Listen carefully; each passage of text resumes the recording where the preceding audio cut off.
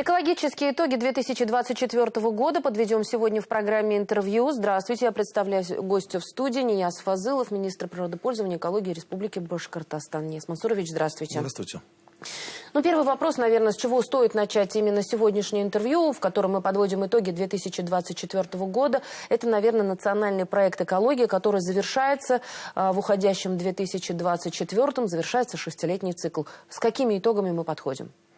Очень приятно, на самом деле, завершать шестилетний цикл национального проекта «Экология». Республика участвовала в 3 федеральных проектах. Это комплекс системы обращения с твердыми коммунальными отходами, это чистая страна, ликвидация свалок в черте городов и сохранение уникальных водных объектов. Это расчистка русел рек и реабилитация. Чистая страна, 6 свалок в черте городов Сибай, Баймак, Стерлитамак, Кумертау, Давлеканово, Благовещен завершены. 468 тысяч человек улучшили качество жизни и 56 гектар свалок ликвидировано.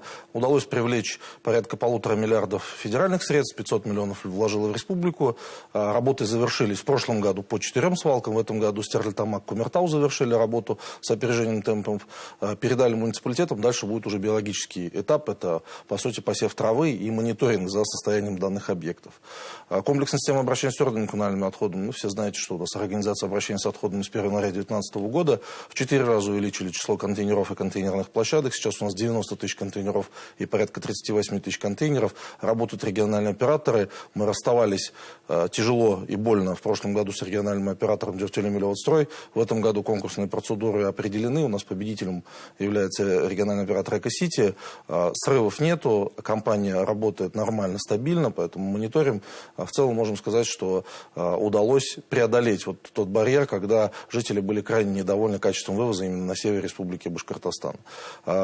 Удалось привлечь порядка 180 миллионов рублей федеральных денег, приобрести 12 700 контейнеров для раздельного сбора. Мы были первыми в Российской Федерации, это был 2022-2023 год. Соответственно, эта работа тоже в рамках национального проекта была экология, комплекс системы обращения с твердыми коммунальными отходами. Биологическая реабилитация, это реабилитация водных объектов, расчистка пруда на реке Потеха, город Благовещен. В 2022 году эту работу завершили. В текущем году завершили расчистку 35 километров русла реки Дема от деревни Новомихайловка до деревни Нижегородка. Поэтому в целом работа. Очень много, на самом деле, проектов в части биологической реабилитации, с точки зрения водной реабилитации, капитальный ремонт гидротехнических сооружений, это и расчистка русел рек, и берегоукрепительные работы. Приступили к капитальному ремонту Сакмарского водохранилища. На следующий год приступаем к ремонту водохранилища, капитальному ремонту гидротехнических сооружений Юмагузинского, самого крупного у нас. Хотелось бы поподробнее остановиться, наверное, на проблеме, да, и на вопросе, который наиболее близок нашим телезрителям, каждому жителю. Это вывоз мусора. Именно это вот вопрос, который решался, и глава республики держал его чуть ли не под личным контролем. Очень точечные здесь были и комплексный подход, и точечно решался вопрос. Вот сейчас можно сказать, что этот вопрос решился, но если вдруг возникает какой-то вопрос, как в любой отрасли, они, естественно, возникают, то есть алгоритм решения этой проблемы. Я могу сказать, что за последние 5 лет действительно работана очень хорошая, качественная практика работы и с региональным оператором, и с оператором, и реализации проектов, и обустройства контейнеров и контейнерных площадок. Мы начинали с 70 рублей в городах, районных центрах, 35 рублях в сельских населенных пунктах. И сейчас пришли к тому, что средняя плата граждан составляет порядка 100-104 рублей с человека. Да, мы только несколько лет назад отпустили, так скажем, эту плату. Тяжело начиналась реформа, не было инфраструктуры, то есть просто контейнеров не было. Не было мусоросортировочных комплексов, то есть они были построены все, ну, так скажем, до 2019 года. Нам удалось построить 13 мусоросортировочных комплексов за счет средств инвесторов. 2 полигона, это Дуванский район, Мелюзовский район. Сейчас в этом году построили 3 крупных современных сортировочных комплекса. Это Белебей, Кегинский район и Баймакский район. Дальше будем строить уже полигоны. Поэтому в целом 6 крупных объектов у нас в работе. Дюртюлинский, Краснокамский, Уфимская агломерация.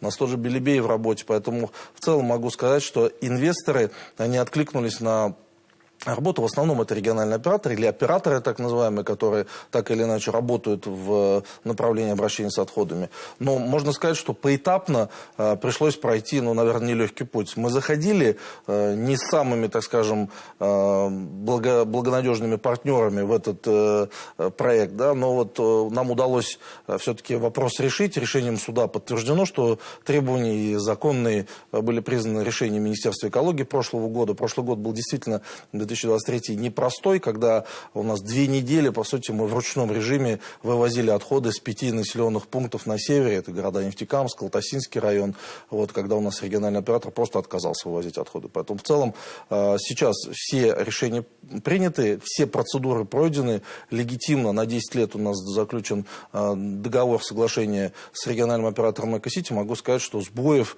в вывозе отходов не будет. Теперь необходимо переходить и к раздельному сбору, и к строительству современных мусороперерабатывающих комплексов, и к утилизации этих отходов. Потому что в республике образуется порядка 1 миллиона тонн отходов, из них 94% идет на полигоны. Наша задача, чтобы половина только шла на полигоны, а половина уже шла на сортировку, утилизацию, переработку. К 2030 году мы все эти цели поставлены выполним.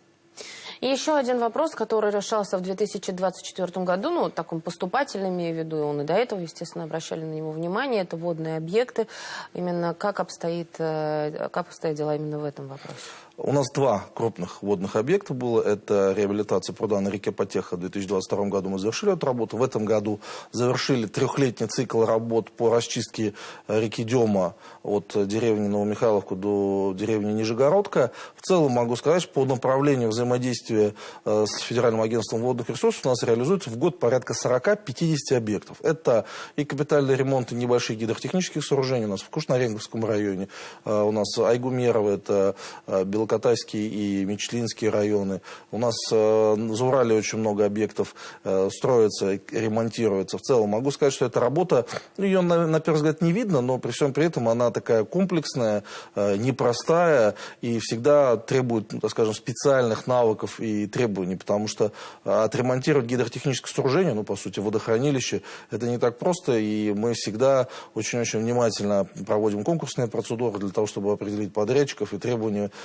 специализированные к подобного рода видам работ. Поэтому могу сказать, что это дает свои плоды, помимо, так скажем, капитальных работ. У нас еще очень много и просветительской информационной работы. У нас самое активное движение в Республике Башкортостан – это «Вода России», расчистка русел берегов. Мы в этом году поднялись на 3-ю строчку рейтинга. 114 тысяч человек приняло участие в акциях «Вода России». То есть, если мы начинали 10 лет назад с 10 тысяч человек, то в этом году уже 114 тысяч человек принимают участие в тех или иных мероприятиях. 54 муниципалитета. Самые крупные – это Уфа, Краснокамский район, Никола-Березовка, город Салават. Поэтому я здесь хотел бы поблагодарить всех волонтеров, всех неравнодушных жителей, которые принимают участие в экологических акциях. Вот поэтому недавно состоялось награждение. Заместитель министра природных ресурсов и экологии вручил награду. Республика Башкортостан заняла 3-е место в Российской Федерации.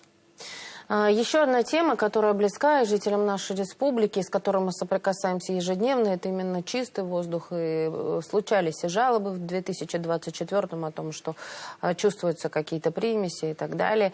Вот как будет выстраиваться работа в этом направлении? Потому что есть, мы с вами уже в одном из предыдущих интервью говорили, что есть предприятия, уже оставшиеся с советских времен, и там вот еще нет такой аппаратуры, которая бы следила именно за уровнем. Но новые уже строятся по новым стандартам.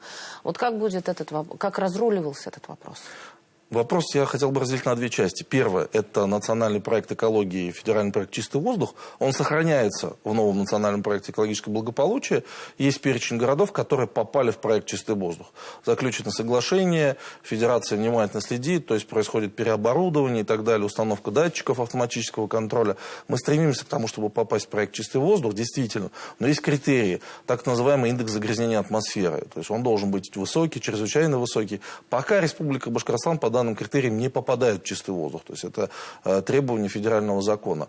У нас заключено 4 соглашения с предприятиями: «Газпром», «Химслават», «Башкирская содовая компания», СНХЗ, Сертамский химический завод и «Синтез-Каучук». Каждое предприятие взяло на себя обязательство до 2030 года проводить природоохранные мероприятия. Там объем снижения довольно существенный. В этом году удалось «Газпром» «Химслават» открыть установку очистки серы. Сразу на 11% снижается объем выбросов в атмосферу в городе Салават. Хотелось бы обратить внимание, что да, действительно, предприятия, ну, так скажем, показали нам свои планы и показали те инвестиции, которые планируется вкладывать в природоохранные мероприятия. А вторая часть – это комплексные экологические разрешения. Законодатель не стоит на месте. С 1 января 2025 года каждый объект так называемой первой категории, это наибольшие загрязнители, должен иметь комплексное экологическое разрешение на ведение хозяйственной деятельности. Ну, мы по-своему называем это паспортом предприятия. Все процессы в предприятии описываются в комплексном экологическом разрешении. Устанавливаются датчики контроля загрязнения атмосферного воздуха. Да, там есть временной лаг, с 1 января 2027 года необходимо установить, но сейчас при разработке этого экологического разрешения описывается перечень источников. Труба, объекты, на которых будут устанавливаться датчики контроля. Поэтому первый шаг сделан. Конечно, в 2027 году мы придем к системе мониторинга. Постоянно откладываются эти процессы, вправо сдвигаются, но, как мы видим, по комплексным экологическим разрешениям было 112 у нас объектов, порядка 90 предприятий. 112 объектов, из которых большая часть уже получила комплексное экологическое разрешение. Осталось порядка 18 предприятий, которые не успевают получить до 1 января 2025 года. Там есть и предприятия оборонной промышленности, есть и предприятия, которые касаются сферы экологии, и сферы ЖКХ. Поэтому мы постоянно, еженедельно ведем эту работу. У нас создан федеральный штаб, и региональный штаб. Поэтому мы с коллегами постоянно обсуждаем эти вопросы, потому что подготовительная работа она такая существенная по данным комплексным экологическим разрешениям. Нияз Мансурович, по инициативе главы Республики Башкортостан у нас на территорию республики были завезены зубры. Вот уже, наверное, год прошел, да, с этого момента. Как поживают животные? Все хорошо. Да, в исполнении поручения главы Республики Башкортостан Радифа Фаридовича Хабирова в 2023 году осуществлен завоз зубров беловежской популяции из Беловежской пущи, Республика Беларусь, в Мурадыновское ущелье, это особо охраняемая природная территория. 18 зубров мы завезли. В этом году у нас знаменательное событие, у нас уже 2 зубренка, то есть они дали потомство. Ждем решения главы Республики Башкортостан, как их назвать. Все хорошо. Это на самом деле уникальный научный проект с точки зрения интродукции популяции зубров в Республике Башкортостан. Мы активно взаимодействуем и с Росприроднадзором России, с Министерством природных ресурсов и экологии Российской Федерации. У нас часто приезжают коллеги с других заповедников, из других регионов для того, чтобы перенимать наш опыт. В целом все развивается активно. Со следующего года приглашаю всех желающих посмотреть на наших башкирских зубров. Можно сказать, что вот это время показало, что вот животные прижились у нас в республике? Да, конечно, абсолютно верно. Животные прижились, они дают потомство, активно развиваются. Наука говорит о том, что необходимо еще дальше развивать, привозить еще дополнительно животных. Поэтому этот проект у нас, наверное, самый приоритетный. Нияз Мансурович, спасибо огромное, что нашли время, пришли сегодня к нам в студию. Спасибо. Это была программа «Интервью». Спасибо, что были с нами.